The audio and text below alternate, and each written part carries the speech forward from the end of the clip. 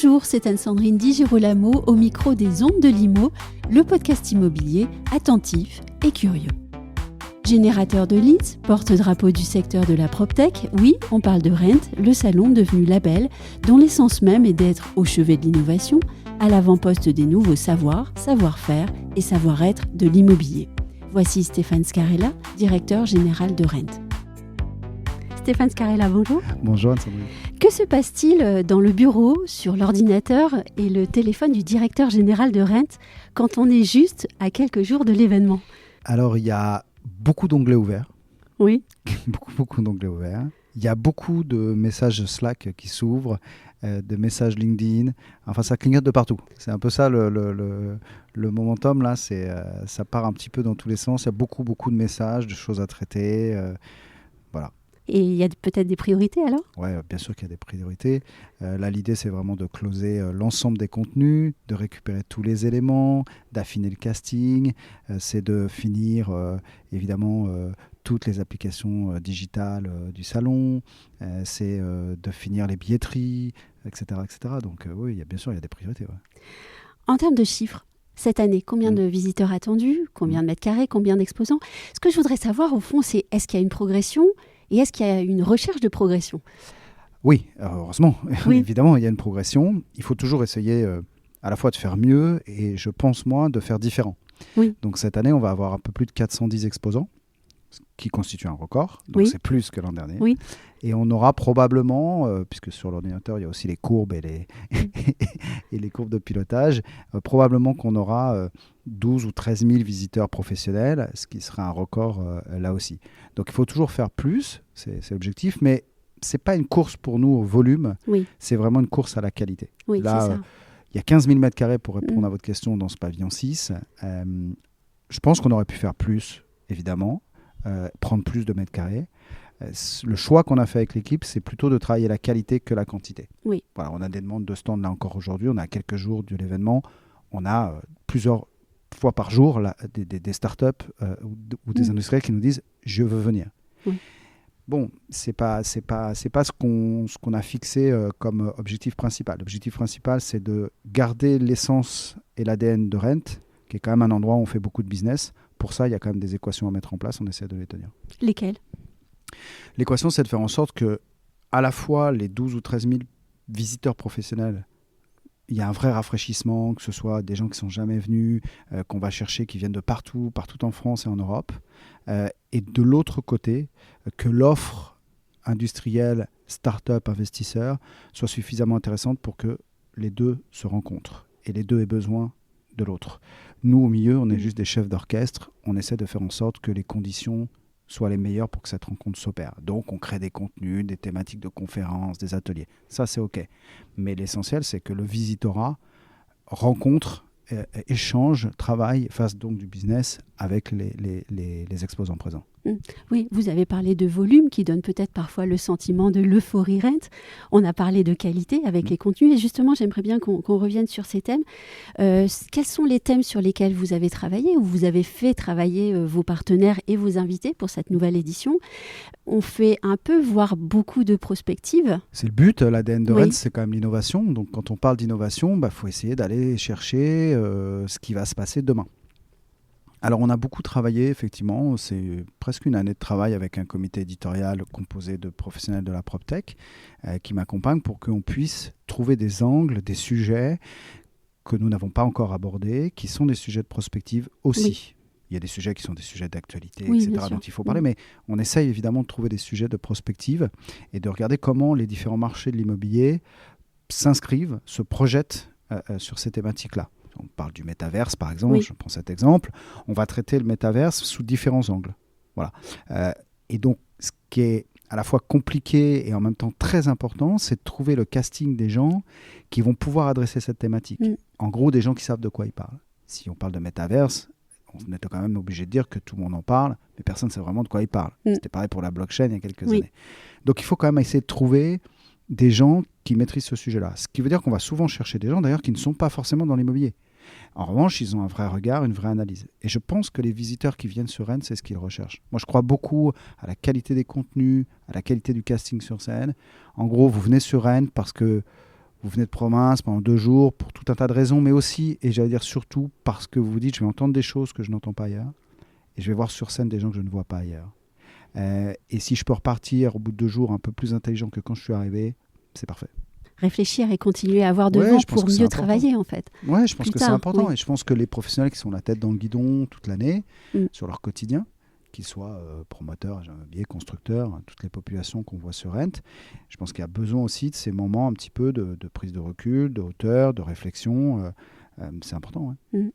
Et Rent, c'est un label. Qu'est-ce que cela change dans votre manière d'envisager et d'organiser les choses ?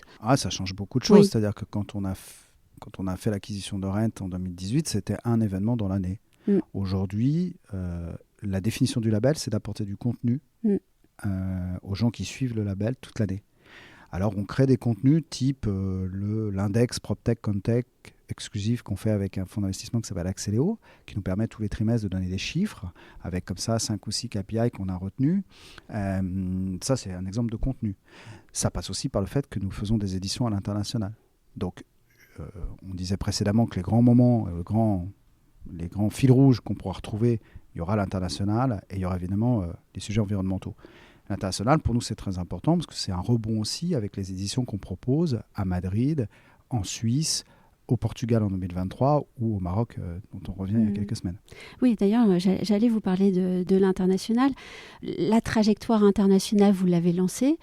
Jusqu'où irez-vous alors ? Je sais pas. Comment ça, vous savez pas ? On ira. C'était quoi cette chanson où le vent nous pousse ? Mais non, plus sérieusement, vous voyez, la définition du label, c'est aussi parce qu'il a cranté quelque chose, ce label. Il a une identité. Et c'est vrai que si on est parti à l'international, c'est aussi parce qu'on nous a demandé. D'abord, nos exposants, nos startups, les fonds d'investissement qui sont derrière. Très souvent, les startups, au bout de quelques mois, il faut, dans le plan de marche, j'allais dire, pour des bonnes, parfois peut-être des mauvaises raisons, mais en tout cas, il faut qu'elles sortent et qu'elles partent à l'international. Et très vite, elles sont venues nous voir en nous disant, mais finalement, est-ce qu'il y a en Espagne l'équivalent de Rent, etc. Et en regardant un petit peu, pas forcément. Et donc, y a des organisateurs d'événements espagnols ou portugais, suisses, qui sont venus nous voir, on nous a sollicités. Et puis l'équation s'est faite comme ça. Donc on a fait un choix stratégique qui est de partir à l'international, mais pas pour partir en fait, juste pour apporter dans la chaîne de valeur d'un événement quelque chose que nous, on pense maîtriser, qui est cette partie PropTech. Oui. Voilà, donc on va en Espagne avec des partenaires qui s'appellent CIMA, CIMA Pro, qui organisent des événements immobiliers depuis 20 ans. Ils sont très légitimes et on apporte dans la chaîne de valeur une brique supplémentaire qui est notre brique PropTech. On fera pareil au Portugal en 2023, on fait la même chose en Suisse ou au Maroc. Et ça doit être passionnant puisqu'évidemment, vous travaillez sur la différence des marchés. Oui, bien sûr. Alors, ce qui est très intéressant, vous avez raison, c'est que là, on touche du doigt, quand on dit la France est en avance sur la PropTech, on regarde les classements sur des infographies, etc. C'est sympa. Quand on va en Espagne ou au Portugal, en vrai, on voit cette différence. Et effectivement, je prends l'exemple de l'Espagne, mais c'est vrai pour le Portugal, il y a 4-5 ans d'écart entre ce qu'on vit ici en France en termes de PropTech et de maturité de PropTech et ce qu'ils vivent aujourd'hui. Mais dans quel sens, les 400 d'écart ? On est plutôt en avance. Ah ! Oui, on est plutôt en avance. Donc, en tout cas, les professionnels de l'immobilier, qu'ils soient constructeurs ou immobiliers ou transactions, peu importe, on est en avance sur un certain nombre de sujets. C'est une réalité. C'est pour ça d'ailleurs que ça a très bien marché à Madrid, parce que quand on est arrivé avec notre proposition de valeur PropTech, j'allais dire, avec des startups, des conférences dédiées à la PropTech, etc., ça a rencontré un succès incroyable parce qu'ils n'avaient pas l'habitude en fait de voir ça. Donc, on considère qu'on est en avance. Et puis au fond, est-ce qu'il reste un secteur économique qui est national ? Ah non. Bah voilà. Non. Oui. Bah non, pas du tout. Enfin, je dis pas du tout, mais dans mon esprit, en tout cas, sur ce que en tout cas, je on y peux pense pas dire, naturellement. moi, en tout cas, ce qui me concerne. Après le reste, je sais pas, mais sur la PropTech, c'est une certitude que non. C'est une certitude que non. Aujourd'hui, les logiques se veulent au moins européennes, sur les marchés qui sont proches de nous, en tout cas. J'aimerais qu'on termine sur la notion de transition, puisque c'est vraiment le mot de l'actualité, la transition écologique, nos transitions énergétiques et technologiques. Est-ce que, selon vous, on doit encore continuer à travailler sur cette notion de transition ou mettre dans la tête des gens que finalement, nous serons en transition perpétuelle et que notre avenir sera une transition constante ? On doit apprendre à s'adapter constamment. Oui. Moi, le sentiment que j'ai, c'est comme quand on me demande de définir l'innovation.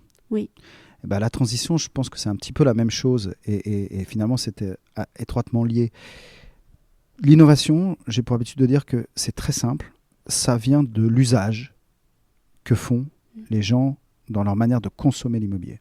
Vous, comme moi, on ne consomme plus l'immobilier de la même manière que nos parents ou que même il y a 10 ans. Ou que nos châtelains. Voilà. La transition, c'est un petit peu la même chose. C'est-à-dire qu'on est dans une innovation permanente et donc on est dans une transition permanente. Vous n'achetez plus aujourd'hui de la même manière, vous n'accédez plus au crédit de la même manière, vous ne louez plus de la même manière, les contraintes ne sont plus les mêmes, etc. Donc, ça génère de l'innovation. Parce qu'aujourd'hui, on est obligé de tout digitaliser, etc., tout dématérialiser. Ok, vous voyez, on parlait de métaverse, peut-être qu'on ira même dans des mondes virtuels pour louer demain notre appartement, etc. Je ne sais pas. C'est donc de l'innovation permanente. Et donc, effectivement, il y a une transition qui est permanente aussi. C'est évident. Et c'est notre réalité. C'est notre réalité dans un monde qui va très très vite, qui nécessite d'avoir une force d'adaptation très, très, très, très, très puissante quand on est consommateur aussi. Mais c'est d'autant plus vrai quand on est professionnel. C'est-à-dire que nous, on consomme, nos enfants aujourd'hui, nos ados consomment différemment. Vous imaginez ce que les professionnels vont devoir faire pour accélérer sur tout un tas d'items pour répondre à l'usage de ceux qui arrivent derrière nous encore. Et j'y vois la force de Rent, puisque vous travaillez dans cet état d'esprit depuis déjà bien des années au fond. Oui, et c'est notre rôle, si on peut, sans fausse modestie, c'est-à-dire que voilà, ce que doit permettre Rent, c'est ça, c'est de dire, à un moment donné, il se passe des choses. Oui. Il y a une mutation qui s'opère sur tel et tel marché. De temps en temps, c'est le neuf, de temps en temps, c'est l'ancien. C'est des cycles différents, pas de problème avec ça. Mais il se passe des choses et ça va très vite. Nous, on est juste là pour mettre en exergue ce qui se passe, essayer d'ouvrir les yeux sur ce qui peut arriver, mettre sur scène des innovations qui permettent de répondre à ces nouveaux besoins et faire en sorte que la rencontre s'opère. Voilà, c'est juste ça notre travail. Merci Stéphane Scarella. Merci beaucoup à vous.